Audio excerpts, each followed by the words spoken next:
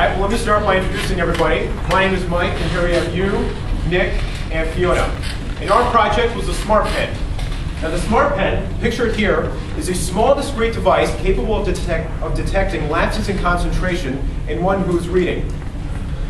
Now, this presentation is going to go over the list of requirements that we have for this project, the hardware and software design, a supplemental PC program that complements its operation, as well as the results of human testing, and of course, all the unimportant administrative matters. All right, so attention deficit disorder, or ADD, is a condition that inhibits one's ability to maintain their attention span. 4.5 million children in the United States suffer from this disability. And as you might imagine, a lot of research has been gone into trying to extend the attention span of persons with ADD. Now, here are two such examples. The first, timed alarm systems, is simply all it does is it generates an alarm at a specific time interval. And if the user is to respond to that alarm, so they can continue doing what they're supposed to do. But the disadvantage here is if you're paying attention and the alarm goes off, then your train of thought is disrupted. Also, it's not ideal to use in certain situations like a library, where alarm systems are not appreciated. All right, in the point system here, this is meant for a classroom situation in which a supervisor is overlooking a group of students, and he keeps a running point tally to directly indicate that person's concentration level. So the students have like an award system, so they can get a high score by concentrating for a really long time. But unfortunately, you need that third party. So neither of these systems are ideal. Based on the limitations of these two systems, we've assembled our requirements that we'd like our project to meet. We want it to be discrete and portable. We want it to be independent, so no use of a third party. We want it to have long battery life. We want it to be inexpensive. And we also want to be able to store data over time so the user can see improvement. Now, I will now, at this time, pass it on to you, Shao, here, who will talk about our hardware design. Okay, as Michael mentioned earlier of our design goals, and we can prove that by using only a single accelerometer, we can capture the reading motion of the hand fairly accurately and accommodate our design goals. And when the microcontroller is doing the signal processing, it's output in the form of vibrator and LEDs. We believe those devices are noticeable for the users, but at the same time are least distracting to the surrounding environment. We picked this particular accelerometer because we like its high sensitivity. It also has a sleep mode feature that enables our pen to conserve power when in the sleep mode. We picked this particular microcontroller because we like its onboard EEPROM. We like its support for UART communication. We also like its small physical size. This is the overall schematics of our design.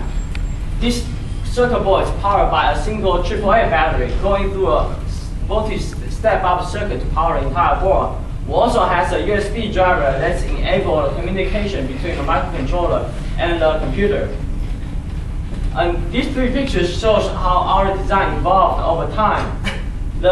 One of the main challenges is to come up with a PCB board that is small in physical size and user can hold in a pen. And after running through many different version designs, and this will be able to come up with its size of 0.6 times 3.8 inches. Soldering is also another main challenge in our project. As you can see, most devices are surface mounted. For example, particular example, this USB driver, the distance between each pin are only 0.65 millimeters apart. And thanks to Natalia's microscopes, we were able to solder them one by one. You're welcome. Now we have Michael come back talk about software algorithm. All right, so you know that we use an accelerometer to look at these reading signals. And based on our preliminary research, we were able to classify the signals that we observed in 4 distinct categories. Now, the first one, reading motion, as you can see on the top of this chart here, is exhibited with regularly spaced peaks, and they're quite noticeable based on compared to the other parts of the signal. And these peaks are indicative of line changes. So as the user reads and they change the line, you can see these peaks spaced at predictable intervals. Now, negligible motion here is when if the user has lost concentration and they're holding the pen still, they might be thinking about something or something like that. Then all we observe is the background noise, and that's exactly what we see here.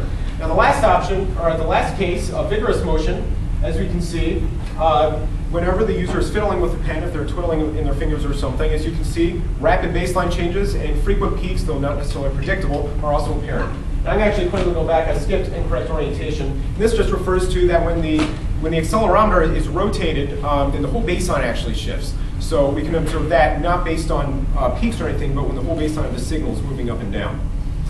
All right, so how exactly do we detect these separate cases? Well, for reading motion, we used a 200-point averaging buffer that ran down the length of the signal. And we took the average, we looked at the midpoint, and we compared it to the average on either side. And if that midpoint was greater than both averages by a certain threshold, then we can say that a peak was detected. And looking for these detections at regular intervals that what we would expect from somebody reading, then we can say they are actually reading. Now, for the cases of negligible and vigorous motion, we look at the variance. Now, as you might imagine, for negligible motion, we have extremely low variance, so that's what we look for that. And for vigorous motion, of course, the variance is going to be quite high. So we look for, we do experimentation, we see a good threshold that clearly indicates that the user is filling with the pen and not reading. And lastly, we align the y-axis of the accelerometer down the major axis of the pen. So the user, when the pen is rotated, we can calculate the angle roughly between the pen and the gravity vector. So we can say, for example, if the pen was lying on the table, we could judge that based on the baseline and say the user is not reading. All right, now this here is a diagram of our warning and alarm system. So this is what the user sees. We give them the benefit of the doubt. We start them out in the reading state here. And pretty much if any of the cases, vigorous motion, negligible motion, or incorrect orientation are positive, or if reading motion is not explicitly detected, then we're going to go to the warning state. So the system turns on an LED and lets the user know that we're in the warning state. And the user must react by pressing a button to go back to the reading state so they can continue reading. Now, if they do not and a timer is expended, then we're going to go to the alarm state, in which case the LED is turned off and the pen starts to vibrate. And at that point, the user, again, to get out of that state, must press a button to go back to the reading state. Or if the timer is expended again, then we assume that the user has either left or is not sleeping or something. So we just go to the sleep state to conserve power. Now at this point,